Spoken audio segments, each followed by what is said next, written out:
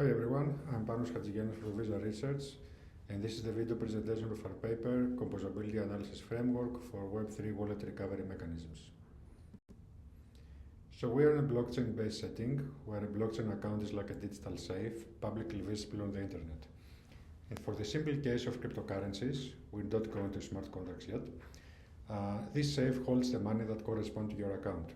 And to unlock the safe and spend the money, of course, you need to sign a transaction with your private key.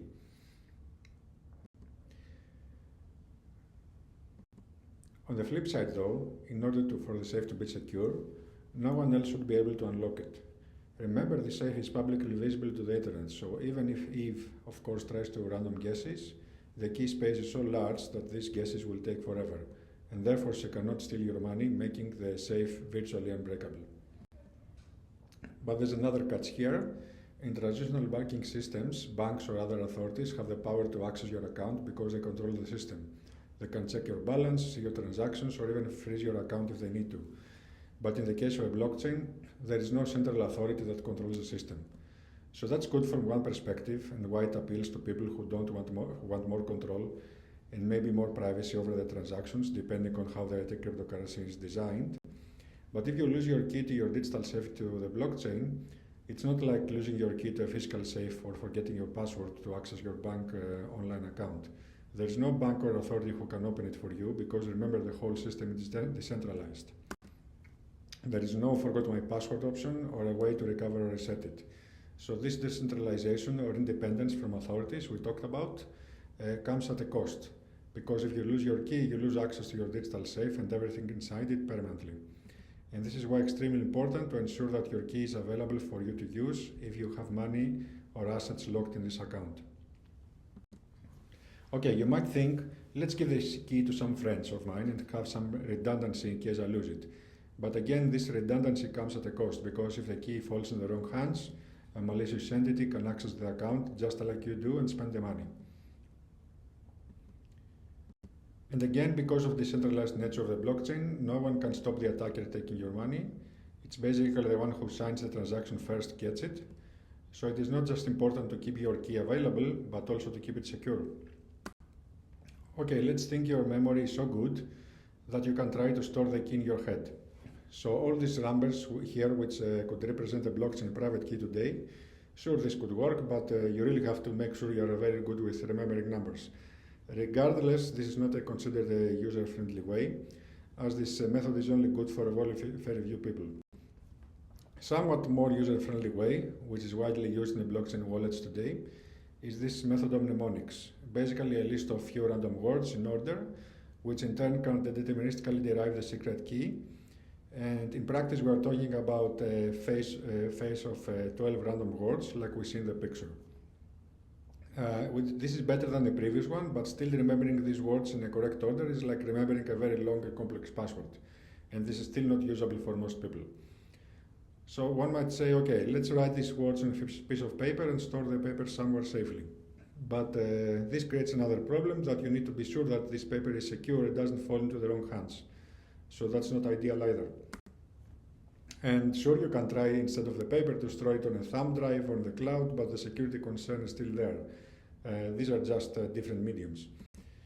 Okay, and the user might now say, okay, I'm going to do something more clever. Instead of copying or replicating the key everywhere, I break it into shares and store a share on each medium, like a share on each user cloud, a share on the thumb drive, a share on a paper, etc.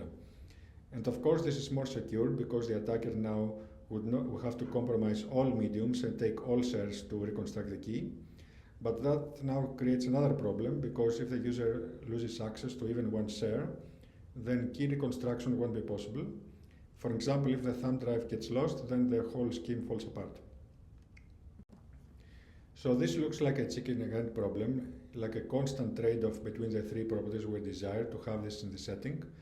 And the wallet designs over the last years, especially after high-profile stories of people looking to retrieve their valuable keys from hard drives lost in the landfill, have been trying to achieve all three as much as possible to prevent such situations from happening and overall make the whole Web3 ecosystem more appealing to the wider user base, not just the cryptocurrency experts.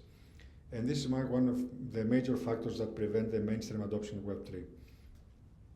And the general trend has been to combine different recovery methods and taking the best of all worlds without the drawbacks.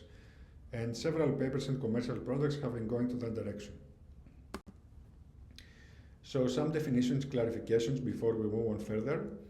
So in our case, we are not just considering the standard accounts which we have been used to, like for example in Bitcoin where you just sign and spend, but also considering the smart contract accounts where the user can sign a message and invoke smart contract functions, which is part of an account custody and spending logic. And of course that gives a lot of power and flexibility to smart contract accounts, but for the purposes of our paper we focus on these two. You could have spending limits in the account, for example delegate some power to someone who could spend up to some specific amount from your contract account. And also we could have those guardians, which are user-selected entities which can help recover in the case the user loses his key. So as a first example, the user here might have delegated some spending power to another user or an entity, for example an organization authorized to pay the user's monthly bills up to a certain amount. And the other aspect of a smart contract account is the recovery aspect. So instead of breaking up the shares to cloud on thumb drives, etc., the users can designate a guardian who doesn't have any spending power on the wallet, but can help the user replace a lost key with a new key if needed. And this scenario is as simple as that. The user, after having lost a private key, creates a new pair and asks the guardian to replace the key on the contract account with a new key.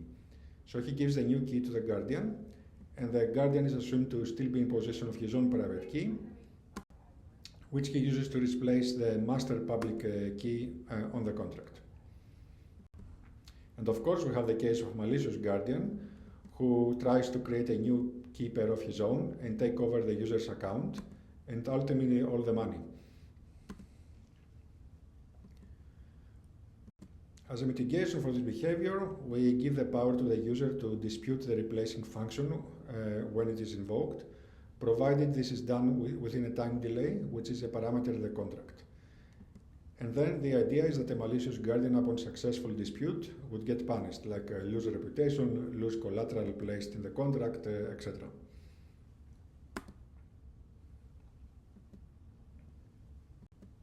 Then there's another paper here that introduces a new way of recovery without needing guardians at all, which is called KELP. The difference here is that anyone can invoke the recovery function in the contract, not just a designated guardian. And this, of course, creates a huge attack vector. And this is why a complex protocol involving collaterals and multiple time locks is needed to discourage such attacks and make them unprofitable for the adversary. So eventually, if an attacker tries to take over the account, the same idea with the time delay applies as before. After the collateral is deposited by the adversary, to initiate a malicious recovery, the user can invoke a dispute function, assuming he is still in control of the original private key, and takes the collateral deposit. Okay, we have seen a lot of different ways and methods to approach this problem, all with specific pros and cons. And as I mentioned before, the idea is to take the best of all worlds and combine these solutions in a clever way in a wallet design, and hopefully give the user more options to choose from if the need arises. And this is why many papers and commercial products have been doing in the last years. But the problem is that no one has figured out if the composed solution still achieves security. And what our paper does is to answer this question through formal analysis, as we will see later. So we're assuming the user is in control of a Web3 wallet containing some wallet value X. We assume that the wallet is either semi-custodial or non-custodial, which means that custodial wallets are out of scope, or that the user has some power of his wallet. Its control is not fully delegated to some external entity, which does everything on the user's behalf. The wallet design can interact with several agents. We call these V1, V2, etc. And those agents could either have some spending power, meaning these are spending agents, or are part of some wallet recovery schemes, meaning that these are recovery agents.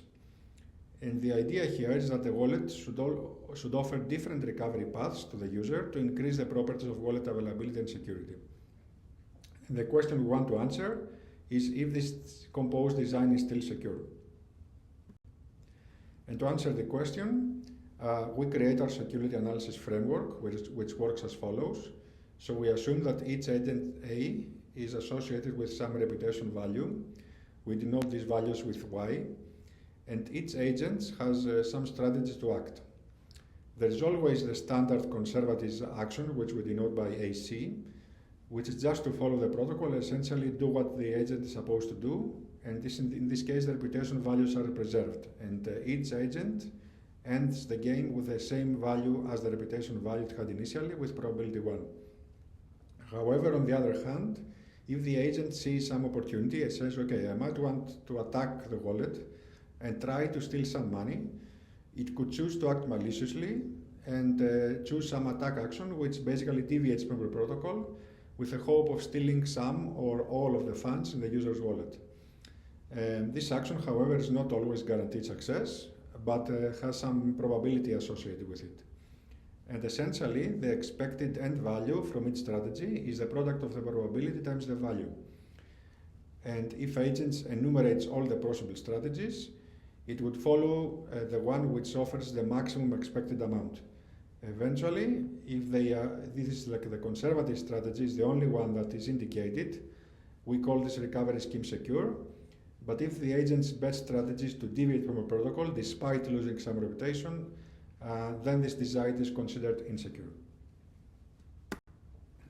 Essentially, we assume in our framework that an adversary is controlling all those agents using the wallet, and that the rational adversary's best strategy is to maximize the expected winning value. If the rational adversary's best strategy is to just follow the protocol with all agents, then we call the wallet secure. If there is any deviation that is advised for any adversary, then this is an insecure design. And of course, this is also dependent on the parameters involved, which include the wallet value, the reputation values, but there are more parameters to consider as we will see later. So let's see one first example of such a wallet, which is inspired by commercial products that are out there today. So in this design, we have the user who has the secret key on his phone, denoted by SK1. And there's one spending agent which has a SK2 key. And this key basically gives the spending power to the agent in the wallet.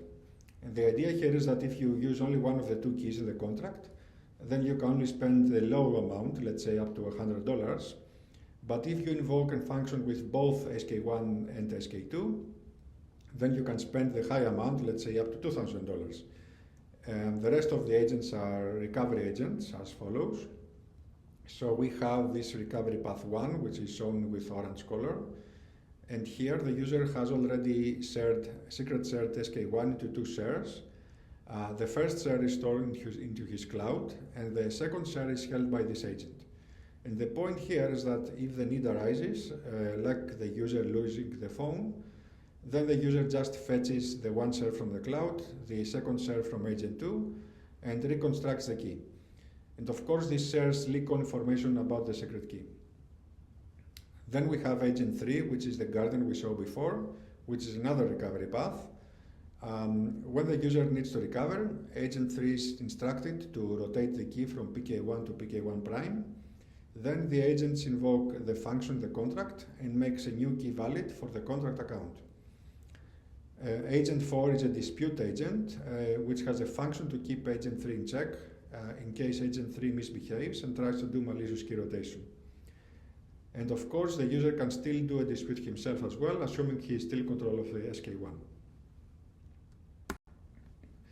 Okay, let's first see what the malicious agent can do individually without colluding. So here, agent 1 can just start draining the user's wallet using the low spending function. And in this case, the user can catch this behavior and kick agent 1 out by rotating the key and therefore minimize the damage. Okay, what about agent 2? So when the user loses the key and asks agent 2 to send the key share back to reconstruct SK1, a malicious agent 2 can deny this request and blackmail the user, saying something like, okay, I'm going to give you the share if you first give me $100 or maybe 10% of your wallet value. So the user here has two options, because with the composed design recovery path 2, is available with the help of Agent 3. Same blackmail strategy can be done by Agent 3, of course, but an additional strategy for Agent 3 is to do a malicious key rotation, as we saw before, with the intent to take over the account. And here is where the dispute function is useful, which can be done through either Agent 4 or if the user himself, if SK1 is still available. Then finally, a malicious dispute agent can refuse to dispute a malicious key rotation, but again, this can be done by the user, or continuously dispute an honest rotation and basically perform a denial of service attack. Here the user can use a recovery path for the key shares again, so Agent 4 does not gain anything here. Okay, let's see now in some cases where agents from all kinds form coalitions against the user and how they can take the user's money. So in this scenario here, Agent 1 and Agent 2 collude, and at the moment a user requests a share, Agent 2 says, aha, you are no longer in possession of your key share because you're asking me to help you recover, so I'm passing this information to Agent 1, which immediately starts draining the wallet. But the user still has options, which in this case is key rotations through Agent 3, which rotates the key and kicks out the malicious agents from the scheme, so all is good. Similar situation applies when Agents 1 and 3 collude. Some combinations like this don't even offer any additional attack strategies at all, like this one when Agent 1 and 4 collude. But on the other hand, some can be very problematic, like this one when Agents 2 and 3 collude. Here, both deny recovery and the user is out of options. He needs to either give up some of his money, so the adversary wins, or don't do anything and loses all of his money. Agents 2 and 4 here do not have any additional attacks.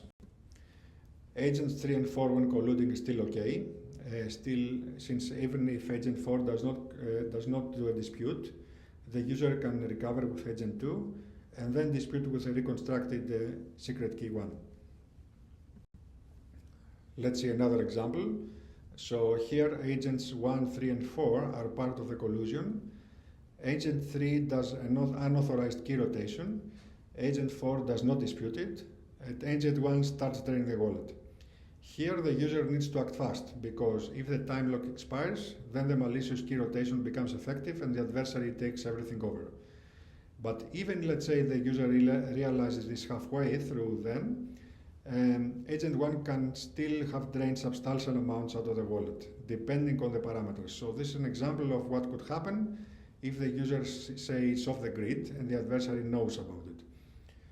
So all this example, I hope that this shows how agents joining forces can collaborate against the user in such schemes of composed recovery. We can also consider a more complex design where we add kelp as a recovery path, shown here as recovery path 3, and there is also a dedicated dispute agent 5 for kelp. So as before, let's see first what happens when agent 5 behaves maliciously on its own. Again, like in the age of Agent 4, this is not an issue. And let's see now the cases where agents start to collude. Here, Agents 2 and 5 colluding is problematic again, because since the moment Agent 2 receives a recovery request, it doesn't do anything and starts the kelp recovery protocol to take over the account. Then the dispute agent for kelp also doesn't act.